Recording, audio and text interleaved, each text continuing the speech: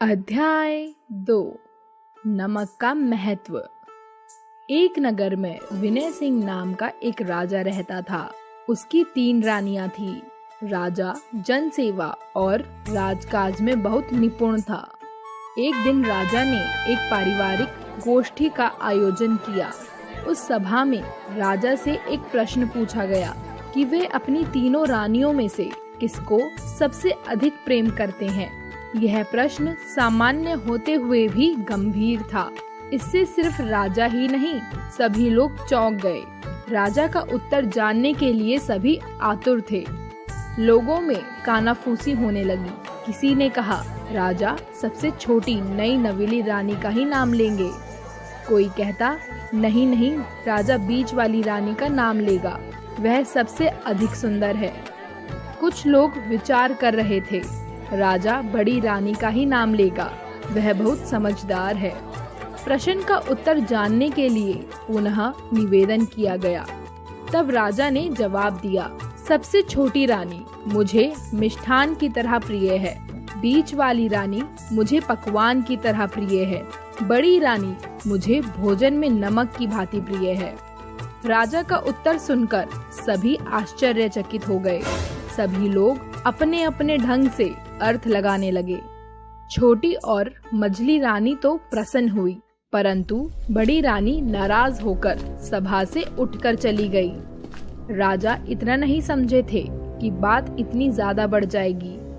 राजा रानी को मनाने पीछे पीछे कक्ष तक गए, लेकिन रानी ने दरवाजा नहीं खोला। राजा ने कहा, यदि आप दरवाजा नहीं खोलेंगी तो मैं साधु बन जाऊंगा। रानी ने बेरुखी से उत्तर दिया, जो आपको प्रिय हो उसी से बात कीजिए, मुझसे दूर चले जाइए। रानी का ऐसा उत्तर सुनकर राजा को दुख हुआ।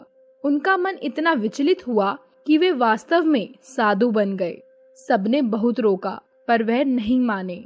राजा की माता बुजुर्ग थी।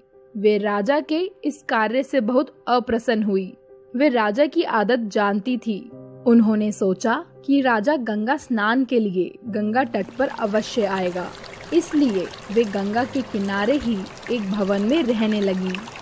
एक दिन गंगा घाट पर एक साधु आया।